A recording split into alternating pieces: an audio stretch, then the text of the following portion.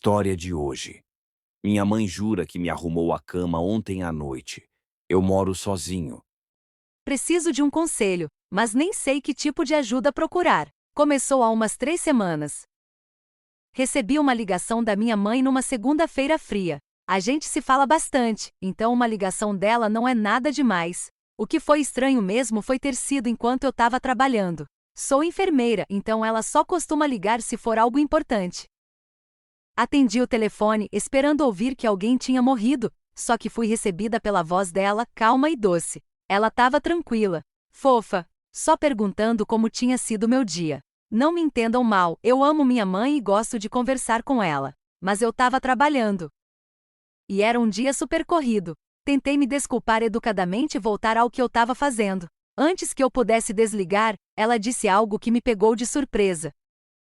Que bom que você tá dormindo melhor. Você parecia tão tranquila. Fiquei meio sem jeito. Sabe, tô na casa dos 20 e moro sozinha há quase 7 anos. Além disso, minha mãe mora a uns 320 quilômetros de mim. Na hora não liguei muito, mas conforme o dia foi passando, por algum motivo, aquilo me incomodou cada vez mais. Depois do meu turno, liguei para ela de novo. E de novo ela começou uma conversa casual e animada comigo. O que ela tinha dito antes estava martelando na minha cabeça. Então perguntei o que ela quis dizer com aquilo. Sem perder o ritmo e no mesmo tom alegre, ela me disse: "Ah, você estava se mexendo muito na cama. Fiquei feliz em te ver dormindo tranquilamente ontem à noite." Eu não sabia o que dizer. Perguntei se ela estava de brincadeira. A resposta dela pareceu tão confusa quanto a minha. Ela disse que tinha me arrumado na cama na noite passada. Não queria começar uma discussão. Minha mãe não é mais jovem e tem histórico de doença degenerativa no cérebro em alguns membros da família. Eu fiquei preocupada que talvez ela estivesse doente. Mudei de assunto de novo, perguntei como tinha sido o dia dela e terminamos o que se tornou uma conversa relativamente agradável, considerando a confusão anterior. Mandei mensagem pro meu irmão imediatamente, ele mora na mesma cidade que a minha mãe, e pedi para ele ir ver como ela estava. Desde então, sinto que tô perdendo a cabeça. No começo, comecei a notar as menores coisas, pequenas coisas que não estão como deveriam estar. Naquele dia, quando cheguei em casa, por exemplo, a cadeira na cabeceira da minha mesa de jantar estava muito puxada para fora. Juro que eu tinha guardado, mas a razão me diz que eu devo ter esquecido. Minha cama estava arrumada quando eu sabia que não tinha arrumado. Estava dobrada e enfiada embaixo do colchão, do mesmo jeito que minha mãe fazia quando eu era pequena. Liguei pro meu irmão. Não fazia ideia do que estava acontecendo. Será que minha mãe tinha vindo me visitar e estava me pregando uma peça? Não era comum dela. Mas o que mais poderia ser? Ele me disse que tinha acabado de tomar um chá com ela. Tem piorado cada vez mais. À noite, eu escuto passos. Mas quando me levanto para procurar a fonte, eles somem, me deixando a questionar se eu realmente ouvi alguma coisa. Há algumas noites, acordei por volta das 3 da manhã com um som de cantarolar. Era fraco, quase inaudível, mas reconheci a melodia instantaneamente. Era a cantiga de ninar que minha mãe costumava cantar para mim quando eu era pequena, aquela que ela cantava quando eu tinha pesadelos. Eu congelei. Estava vindo da porta do meu quarto. Não consegui me obrigar a olhar. Apenas fechei os olhos e fiquei lá, rígida debaixo das cobertas, tentando não respirar muito alto. Eventualmente, o som desapareceu. Quando finalmente criei coragem para ligar a luz, o quarto estava vazio. Mas a porta do armário, que eu sempre deixo aberta, estava fechada. Tenho ligado para ela durante o dia, mas não adianta. Ela ou nega tudo, ou simplesmente fala como se nada estivesse errado. Na maioria das vezes, ela parte para outros assuntos que me deixam extremamente frustrada. Eu até gravei nossa última conversa, pensando que talvez pudesse pegar alguma coisa, algum deslize. Alguma mudança na voz dela que fizesse sentido disso tudo. Mas quando reproduzi, o áudio estava cristalino. Muito claro. Não tinha nenhum ruído ambiente. Nenhum zumbido, nenhum barulho de passos, nenhum tilintar da colher dela no bule de chá como sempre tem. Só a voz dela brilhante e alegre, dizendo que estava orgulhosa de mim, que eu estava tão calma agora. Eu não tinha contado para ela que estava gravando. E ainda assim, logo antes da ligação terminar, ela disse: "Você deveria parar de fazer isso. Não é educado." Fiquei paranoica. Não durmo mais na minha cama, tenho dormido no sofá. Mas sem falta. Acordo na minha cama, bem arrumada debaixo das cobertas. Ontem à noite fiquei acordada ao máximo que pude. Pensei que se eu pudesse pegar no flagra, poderia provar para mim mesma que isso não era só coisa da minha cabeça. Não me lembro de ter pegado no sono, mas me lembro de ter acordado. E me lembro da mão que puxou a coberta sobre mim. Não era a dela. Era mais fria, mais fina. Os dedos eram muito longos, e não tremiam como os dela costumavam tremer. Quando tocou minha testa não houve calor, apenas uma espécie de pressão, como se estivesse me memorizando. Mantive os olhos fechados.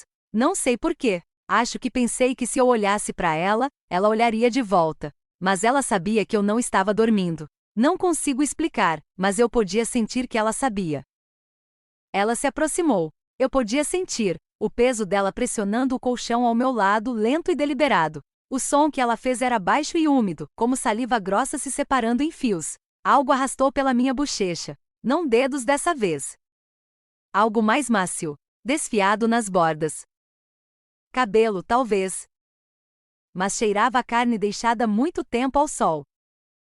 Então ela falou. Você não chora mais. Não como antes. A voz dela estava tentando ser a da minha mãe, mas não estava certo. As palavras saíram quebradas, hesitantes e lentas, como alguém lendo fonética de um cartão de dicas. E por baixo disso, algo mais respirava. Algo mais pesado. Sofrido. Excitado. Abri os olhos. Não havia nada lá. Mas as cobertas estavam subindo e descendo ao meu lado, como se alguém invisível ainda estivesse deitada lá. Imitando minha respiração. A marca no colchão estava fresca, profunda. E espalhada no travesseiro ao lado do meu havia uma faixa grossa e escura, marrom avermelhada e apodrecendo nas bordas, como sangue velho misturado com terra. Quando olhei de novo para o espelho, tinha algo sentado na beirada do colchão. No começo, achei que era ela. O cabelo tinha o mesmo comprimento, mesma divisão no meio, mas estava irregular, fino e grosso em alguns lugares, agrupado como palha molhada em outros.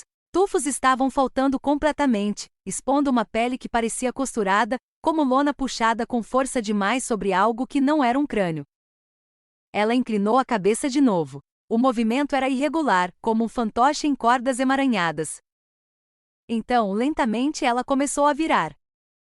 Eu não queria ver. Todo o meu instinto gritava para mim olhar para outro lado. Mas eu não consegui. O rosto que encontrou o meu no espelho estava tentando ser o da minha mãe. Tinha os olhos dela, pelo menos, tinha olhos onde os dela costumavam estar. Mas estavam nublados, muito abertos, como bolinhas de vidro pressionadas em argila macia. O nariz estava achatado, esmagado como algo quebrado e consertado errado. A boca era a pior parte. Estava esticada demais, como se tivesse sido cortada nos cantos. Os lábios estavam rachados e com cascas, descascados em um sorriso permanente que mostrava fileiras de dentes minúsculos, de bebê. Dezenas deles.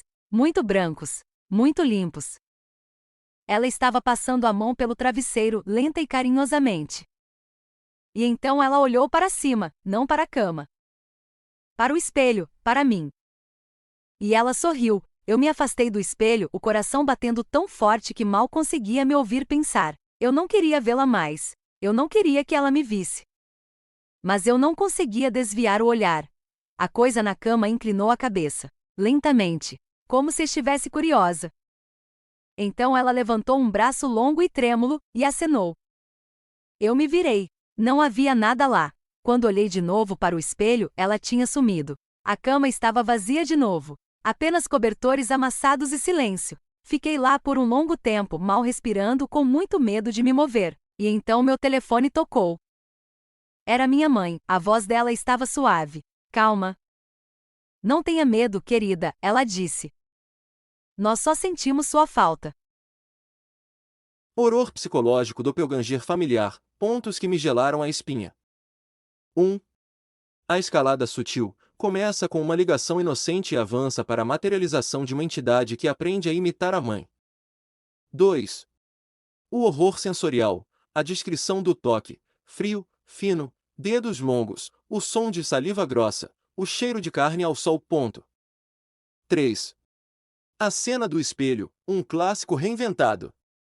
A entidade sabe que está sendo observada e interage com o reflexo. 4. O duplo vazio, a criatura com cabelos irregulares, pele costurada e dentes de bebê é uma imagem que gruda na mente. Teorias plausíveis. Isso não é um fantasma, é um crawler ou mimic, entidades que se alimentam de saudade e medo. Sua mãe real pode estar sob controle ou já substituída. A ligação final é a armadilha. A mancha no travesseiro, marrom avermelhada, é terra de túmulo. Alguém profanou um corpo? Ela não acordou na cama sem lembrar, a entidade controla o sono ou a memória. Elementos mais perturbadores.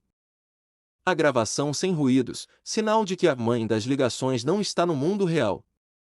O toque que memoriza em vez de confortar.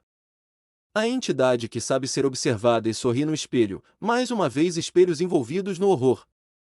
A frase final: nós só sentimos sua falta, nós, não eu.